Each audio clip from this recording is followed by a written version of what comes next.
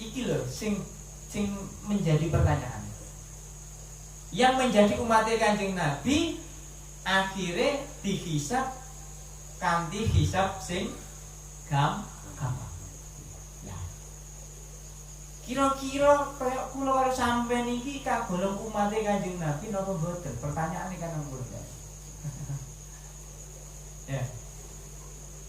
Kira-kira sing darani umat Kanjeng Nabi berarti kan orang yang mau mengikuti ajaran-ajaranipun Kanjeng Nabi. Kan ngono to. Makanya kan kula sering ngomong, awake dhewe iki dadi umat Kanjeng Nabi apa tah ngaku dadi umate.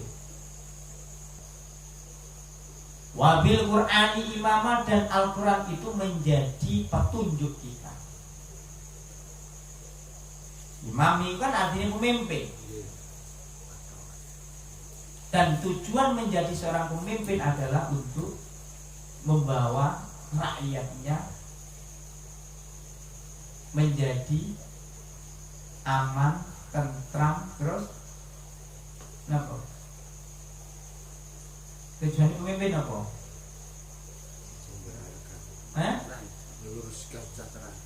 Mensejahterakan. Jadi kapan mensejahterakan kan tidak ada yang namanya bahaya, tidak ada yang namanya kerusakan. Intinya mung kebahagiaan. Kalau kapan kita ini kepingin uripe bahagia, ya harus mengikuti Al-Qur'an.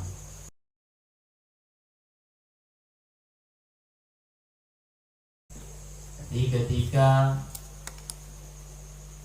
Gusti Allah menghendaki bahwasanya semua makhluk kelak di hari kiamat itu akan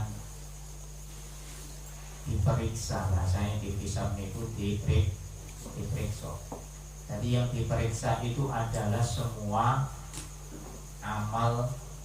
amalnya di saat mereka melaksanakan atau melakukan amal perbuatannya itu selama hidup di dunia. Kemudian Gusti Allah Subhanahu wa ta'ala itu bertanya, di coro Gusti Allah dawuh, Gusti Allah matur, ainan Nabi al-Hashim, di mana Nabi yang bangsa Hashim, atau Kanjeng Nabi yang menjadi keturunannya Sayyid Hashim. Maka Kanjeng Nabi bin Abdullah bin Abdul Muthalib bin Hashim. Mula ketika Allah itu menanyakan keberadaan Nabi Muhammad Sallallahu Alaihi Wasallam, akhirnya Kanjeng Nabi Muhammad itu datang. Fayati Rasulullah Sallallahu Alaihi Wasallam. Maka Rasulullah datang menghadap panggilan Allah Subhanahu wa ta'ala. Maka ketika sudah berada di hadapan Allah Subhanahu wa ta'ala, maka Kanjeng Nabi memuja dan memuji Allah Subhanahu wa ta'ala. Maka ta'ajabu al-khalaiqu minhu. Semua makhluk yang menyaksikan Kanjeng Nabi Muhammad merasa takjub. Takjub itu merasa kagum. Jadi semua makhluk itu merasa kagum. Kenapa? Karena yang pertama kali dipanggil itu adalah baginda besar Muhammad Sallallahu Alaihi Wasallam. Padahal dari sisi keberadaan Kanjeng Nabi Muhammad di dunia ini kan terakhir, maksudnya terakhir itu dibanding dengan para nabi-nabi terdahulu. Kanjeng Nabi keberadaannya menjadi nabi dan menjadi rasul yang paling terakhir.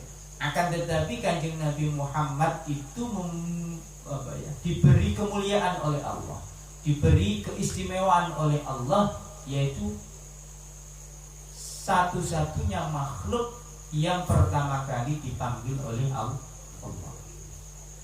Nah, tujuannya apa? Tujuan Kanjeng Nabi dipanggil oleh Allah adalah wa yas'alu mir rabbih. Allah ingin memberikan cara ngoten kemurahannya. Kemurahan itu apa? Allah ingin memberikan Rahman Rahimnya kepada Kanjeng Nabi Muhammad, yang mana Rahman Rahimnya Allah itu sebenarnya diberikan kepada Nabi adalah sebagai jembatan, sebagai jembatan untuk menyelamatkan umatnya Kanjeng Nabi. Jadi Kanjeng Nabi orang yang pertama kali dipanggil oleh Allah dengan tujuan supaya Kanjeng Nabi ini disuruh untuk menunjukkan umat-umatnya kepada Allah. Jadi memang yang menjadi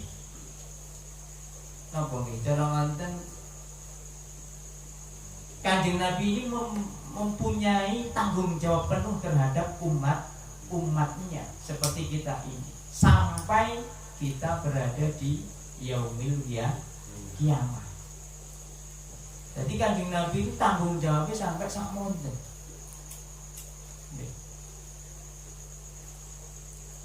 Itu kalau sampean ini mati ya wis tanggung jawab nang sapa. Uripe kapal tanggung. Apa maneh wis mati.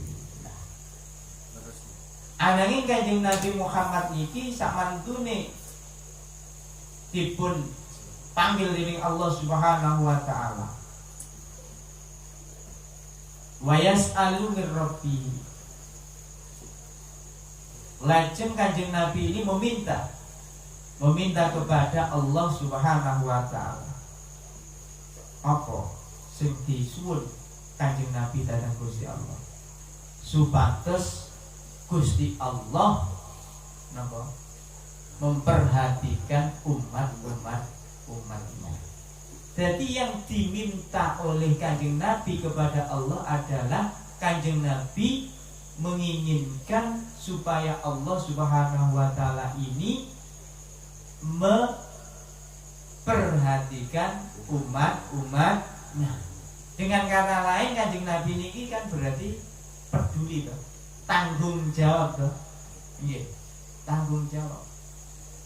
Jadi Kanjeng Nabi itu tanggung jawab penuh terhadap umatnya sampai kepada keselamatan umatnya besok di hari kiamat.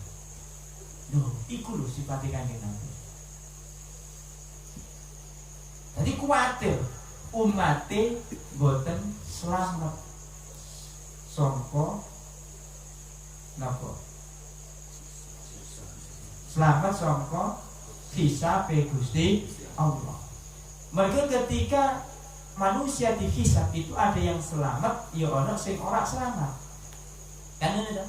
Sing selamat otomatis amal kebaikannya itu lebih banyak. Untuk manusia yang tidak selamat, otomatis mereka ketika dihisab amal kebaikannya lebih sedikit dibandingkan dengan amal keburukannya. Ngono. Lah iki lho Kanjeng Nabi niku kuwatir. Awake dhewe selama iki dikuwatirno karo Kanjeng Nabi. Ke zaman biyen. Ke zaman sugenge Kanjeng Nabi itu sudah khawatir terhadap umatnya seperti kita ini karena kita adalah umat yang terakhir. Cara bahasane ngopeni itu lho. Ngopeni kan teko aduan. Kula ngenten kula sampeyan iki kan diopeni karo Kanjeng Nabi dugi ado. Beda karo ngopeni sak tarangan, berarti sak tarangan diketok ini aku wasno ini kan wis roh to. Ketika ngopeni sing gak ketok itu sing gak kene sing adoh paribasane. Itu ada rasa kekhawatiran pada diri Kanjeng Nabi. Iku ket zaman biyen. Kait zaman sugeng Kanjeng Nabi. Nganti besok ana ing dina kiamat pun Kanjeng Nabi masih merasa khawatir terhadap keselamatan umat. Mula yang dimintakan Kanjeng Nabi kepada Allah adalah supaya Allah itu memperhatikan umatnya Kanjeng Nabi. Fayaqulullahu ta'ala a'rid ummataka ya Muhammad. Kalau begitu kata Allah Subhanahu wa ta'ala membalas atau menjawab pertanyaan atau sesuatu yang diminta oleh Kanjeng Nabi dengan jawaban a'rid ummataka ya Muhammad. Tunjukkan umatmu wahai Muhammad. Faya'riduhum fayaqumu kullu wahidin fawqa qabrihi wa yuhasibu hisaban yasira. Maka Kanjeng Nabi Muhammad menunjukkan kepada Allah umat-umatnya. Mereka kan banyak dah makhluk dah, mulai zaman Nabi Adam tumeka zamane Kanjeng Nabi tadi. Berarti ono umat-umate para nabi-nabi. Nah, kita selaku umatnya Kanjeng Nabi Muhammad mendapat prioritas. Nah, saya ini mendapat prioritas. Berarti mendapat apa ya? Kehormatan lah. Nggih, mendapatkan kehormatan. Dihisab pertama kali. Dihisab napa? Pertama kali. Tapi tujuannya apa? Tujuannya karena kepedulian Kanjeng Nabi terhadap kita selaku umatnya. Mula jaluki nang Gusti Allah ya koyo ngono. Duh Gusti mugi panjenengan merhatikaken dhateng umat-umat kula. Ya. Endi umatmu? Akhirnya ini kan sing merasa umatnya kan otomatis lah terus sinyal itu wis apa jenenge wis nyambung ya. Tadi akhirnya padha napa? Bangkit. Ya. Padha bangkit ana ing ndukure kuburane dhewe. Dan ketika salah satu dari mereka itu dihisab oleh Allah dengan hisaban yasira. Nah, jadi nilai ngaku-ngaku dengan modal yang memang layak dan pantas menjadi umat beliau, gimana masalah. Jadi itu bukan ngaku-ngaku tapi sebuah pengakuan. Ini dah sebuah pengakuan. Makanya ono raditu billahi rabba wa bil islami dina wa bi Muhammadin nabiyya wa rasulah. Jadi itu kan pengakuan seorang hamba, seorang pengikut, seorang umat. Ya. Seorang hamba kepada Sang Pencipta yaitu Allah Subhanahu wa taala sebagai Tuhannya. Raditu billahi rabba. Kula ridho dateng Gusti Allah niku dados pangeran kula. Jadi bahasane itu kan sebuah ungkapan. Secara tidak langsung itu adalah sebuah pengakuan diri kita bahwa kita memang benar-benar iman dan percaya. Ya. Dan mau mengakui bahwa Allah Subhanahu wa taala itu sebagai Tuhan kita. Kan benar. Pertama, wabil Islam midina. dan agama Islam, dan Islam menjadi agamanya. Jadi agamanya berarti agamaku. Jadi kulo ridho, saya apa jenenge? Ridho itu apa sih? Bahasanya ridho itu apa? Rela. Tanpa ada unsur paksaan. Di dalam hati yang paling dalam kita merasa memang kita itu milik Allah. Lagi kapan kita milik Allah berarti konsekuensinya kita selalu mengikuti apa yang menjadi perintah Allah. Ketika Allah berfirman bahwa Islam itu adalah agama yang benar-benar saya akui dari Gusti Allah, awake dhewe ya mengakui dengan setulus hati bahwa Islam menjadi agama kita. Kan udah. Kemudian yang ketiga adalah wabi Muhammadin nabiyya wa rasulah. Dan kita mengakui dengan ketulusan hati bahwa Kanjeng Nabi Muhammad itu adalah nabi dan juga rasulnya Allah. Nah, ini adalah ungkapan. Ungkapan itu ya apa sih? Ungkapan itu apa? Ini pernyataan yang kita yakini dengan setulus hati lah. Ya lah. Nah, tadi kalimat raditu billahi robba wa bil islami dina wa bi muhammadin nabiyya wa rasulah. Saya tidak langsung sama diri sebenarnya ini kan mengasah hati kita, mengasah keyakinan kita.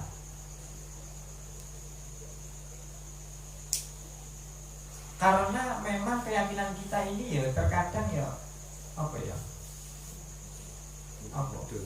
Munggah medun. Darani yakin tapi yakinnya itu bukan tidak 100%. Kurang dari 100% gitu. Mula kita biasakan untuk apa?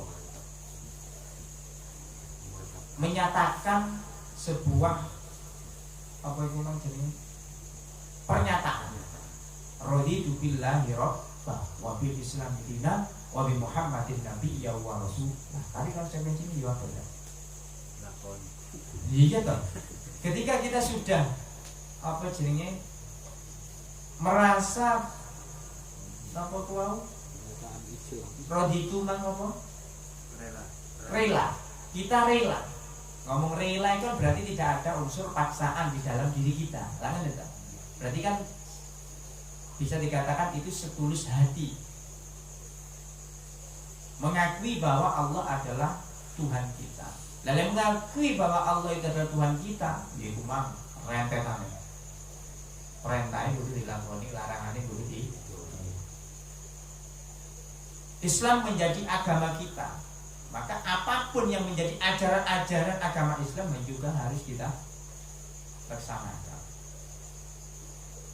Ketika kita mengakui bahwa Kanjeng Nabi Muhammad itu adalah nabi dan utusan Allah yang diutus untuk menyampaikan ajaran-ajaran kebenaran kepada umat-umatnya, ketika kita mengakui dan kita mau menjadi umat Kanjeng Nabi, otomatis harus mau melakukan apa yang menjadi apa yang pernah diajarkan oleh Kanjeng Nabi berupa akhlak-akhlaknya Kanjeng Nabi yang menjadi uswatun hasanah bagi kita. Nah, kapan Kanjeng Nabi akhlaknya Kanjeng Nabi itu termasuk uswatun hasanah, kan kita juga harus percaya loh. Berarti gak ono sing salah. Beliau adalah figur yang menjadi satu-satunya contoh yang patut kita ikuti. Karena apa? Sudah sempurna. Tidak ada celah kesalahan di dalam perilaku Kanjeng Nabi. Wonten terusane wabil Qur'ani mamah maksudnya. Karena di dalam kandungan Al-Qur'an itu begitu banyak pelajaran-pelajaran hidup yang sudah dicontohkan oleh para nabi. Kan sebagian besar isi Al-Quran itu adalah sebuah sejarah. Ya. Kenapa kok awake dhewe gak oleh melupakan sejarah? Karena dengan kita memahami sejarah, otomatis kita bisa memilah mana perbuatan yang pernah dilakukan oleh orang-orang yang baik dan mana perbuatan yang pernah dilakukan oleh orang-orang yang buruk. Konsekuensinya ketika melakukan perbuatan baik, ya akhirnya ujung-ujungnya bahagia. Suali kapan? Apa? Melakukan perbuatan yang tidak baik, konsekuensinya ujung-ujungnya akan mendapatkan keburukan atau kerusakan. Nah, mula sejarah itu yang dipelajari yo karo-karo apik elek, tapi sing di note, sing dicontoh iku sing sae. Nah, dadi lek kapan umat Kanjeng Nabi niku dihisab kanthi hisab sing mudah, la yudhab ora den bendu alaihi ngatasé wahid wa tuja'an lan den dadekno apa sayiatu kira amali wahid dakhila sahifatihi ing jeru lembarane wahid wa yudhu lan den seleno ala roksi ngatasé sirai wahid apa tajun min dhahabillah. Jadi ketika seseorang yang mana dia menjadi umat Kanjeng Nabi kemudian dihisab oleh Allah dengan hisab yang mudah, maka dia akan mendapatkan kemuliaan, kehormatan dari Allah, yaitu dengan memakaikan sebuah mahkota kepada dirinya.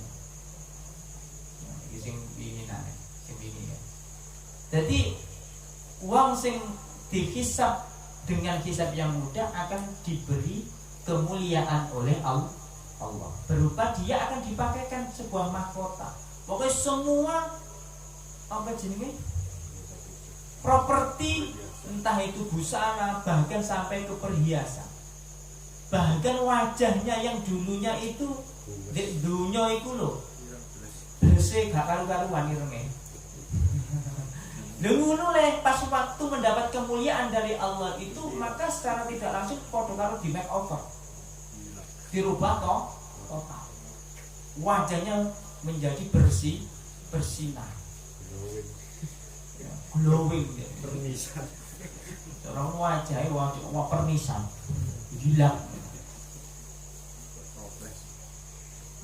Itu ya yang dialami oleh orang-orang ketika dihisab itu dengan hisab yang mudah. Kemudian mereka dikembalikan, mereka itu dikembalikan kepada saudara-saudara seiman mereka. Jadi kan situ-situ tau cara dihisab itu ya. Sing wis tutuk nggon swarga kan akhirnya berikutnya ngelompok meneh nang dulur-dulure sing tak padha iman yo mlebu nang swarga. Mereka akan merasakan kebahagiaan yang hakiki. Ya meskipun kok ana proses nglewati sira apa jenenge mizan ya. Mari iki kan keterangane nang mizan. Ya. Dihisab terus timbang terus ngliwati siratal mustaqim. Ngono. Nah, itu gandengane itu satu perjalanan lah. Satu pakai. Nah, ketika mereka dikembalikan ke saudara seiman mereka, akhirnya itu fayaqulu lahum ata'rifuni ana fulan bin fulan qad akramani Allahu ta'ala wa bara'ani minan nar wa khaldani fi daril jinan.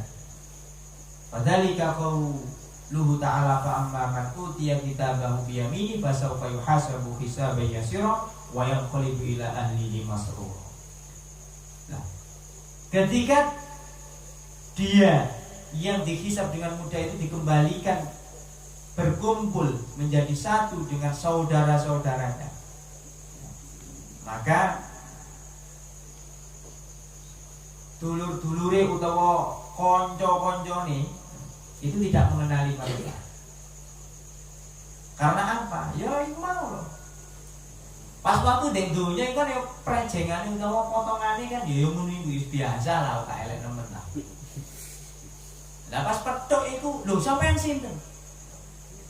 Aku iki fulan bin fulan. Dadi contone awakmu sapa? Lho karo tak kanca ket biyen iki.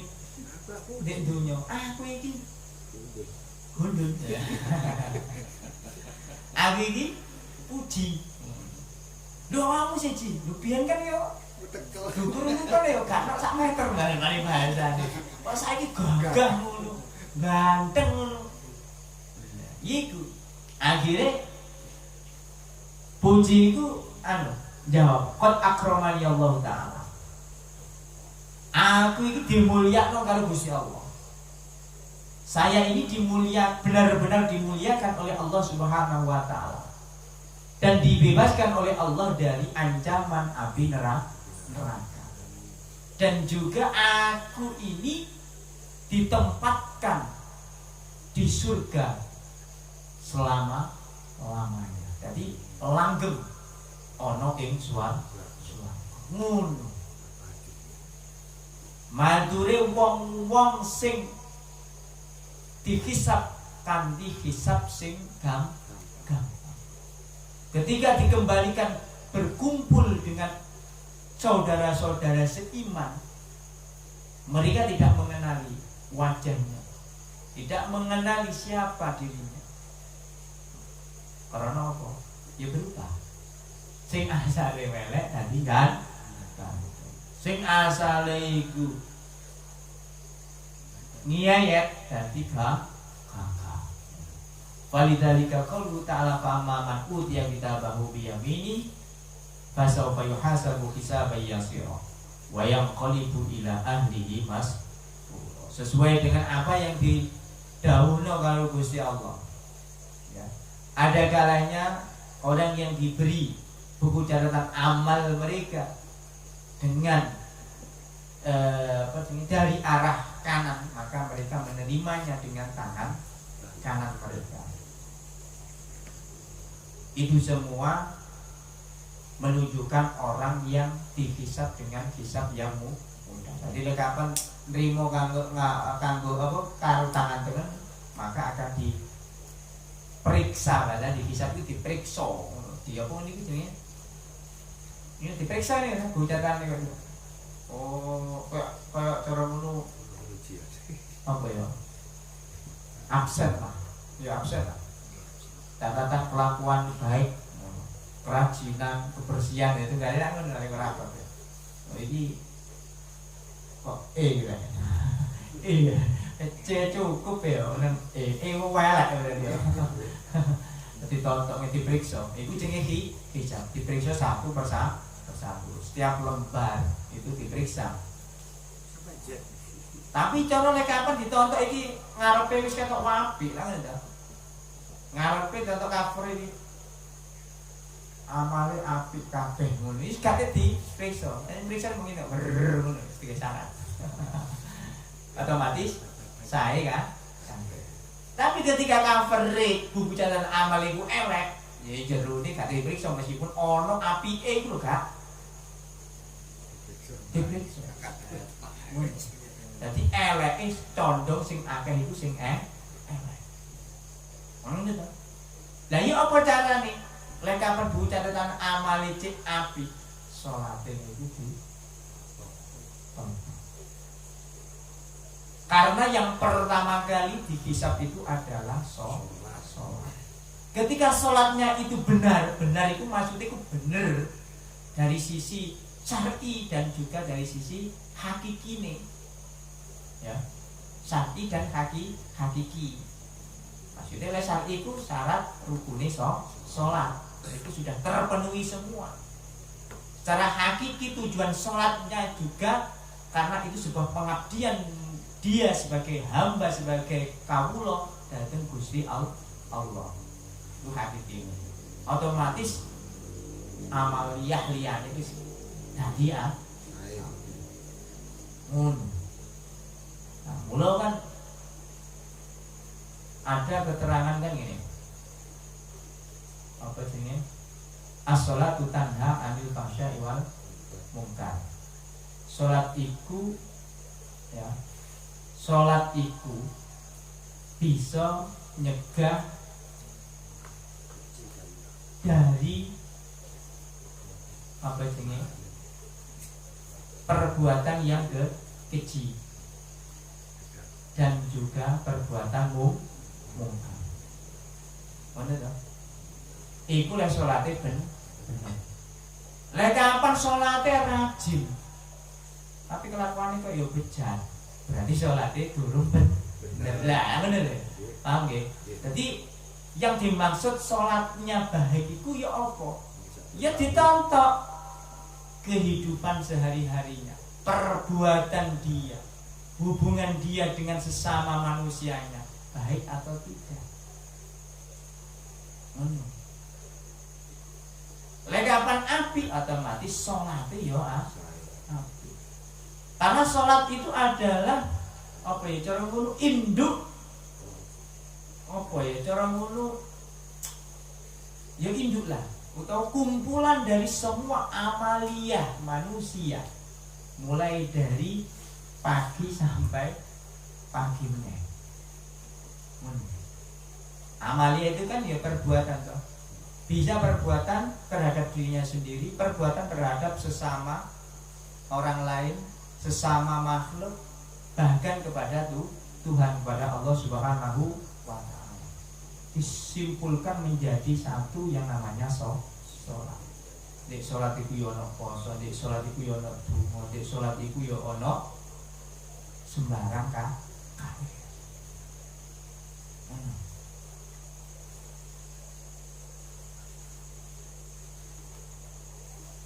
Wayang qalibu ila ahlihi masrura.